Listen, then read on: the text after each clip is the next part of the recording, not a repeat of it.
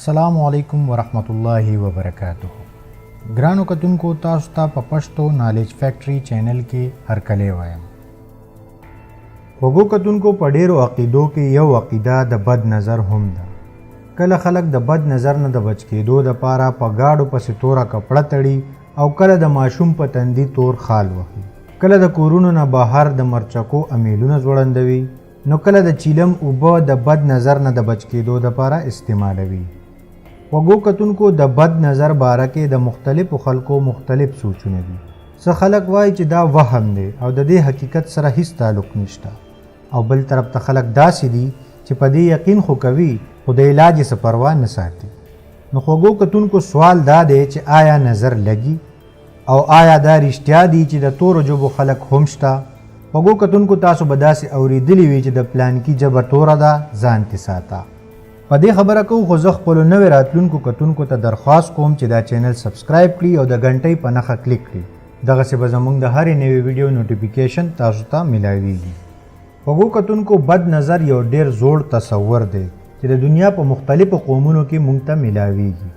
دا هغه وخت مشهور شو کله چې د اسلام دشمنانو اسلام ته د نقصان رسولو دپاره د عربو د هغه خلکو خدمات واخیستل کوم چې په بد نظر لګولو کې ډېر مشهور وو. د دغه خلکو دا دعوه وه چې دوی سیسیز ته د نقصان رسولو په غرض وګوري، نو چې څنګه ورته دوی وګوري نو هغه شیز تباه شي. خو الله زموږ خوږ نبی حضرت محمد صلی الله علیه و آله وسلم د دوی د شر نه محفوظ وساتو او د دې بنیته خلکو ټولې شیطانی حربې ناکامه کړې. د دې باره کې په قرآن کې څه داسې دي: وَإِن يَكَادُ الَّذِينَ كَفَرُوا لَيُزْلِقُونَكَ بِأَبْصَارِهِمْ لَمَّا سَمِعُوا الذِّكْرَ وَيَقُولُونَ إِنَّهُ لَمَجْنُونٌ. اور بے شک کافر لوگ جب قرآن سنتے ہیں تو ایسے لگتا ہے کہ آپ کو اپنی حاسدانہ بد نظروں سے نقصان پہنچانا چاہتے ہیں اور کہتے ہیں کہ یہ تو دیوانہ ہے. وګو کتونکو په دې آیت کې د بد نظر طرف ته اشاره شوې ده. د دې خبرې واضحه تشریح په دې حدیث کې ده چې د نظر لګېدل یو حقیقت دی.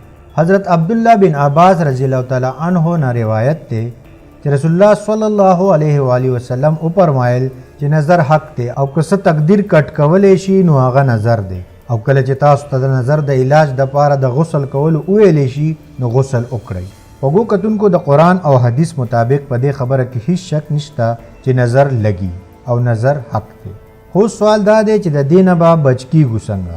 حضرت عائشہ رضی الله تعالی عنها بیان کوي چې کله به حضور صلی الله علیه و آله وسلم بیمار و نو جبرائیل علیه السلام به راغی او حضور صلی الله علیه و آله وسلم به دم کړو او دا کلمات به وویل: اللہ کے نام سے وہ آپ کو تندرست کرے گا اور ہر بیماری سے شفا دے گا، اور حسد کرنے والے حاسد کے ہر شر سے اور نظر لگانے والی آنکھ کے ہر شر سے آپ کو اپنی پناہ میں رکھے گا.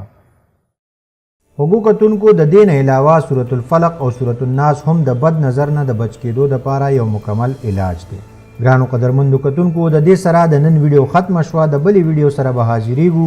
تر هغې د خپل ځان او چار چاپېره خلکو ډېر خیال ساتئ او چینل لازمي سبسکرایب کړئ او ملګرو سره یې شیر کړئ.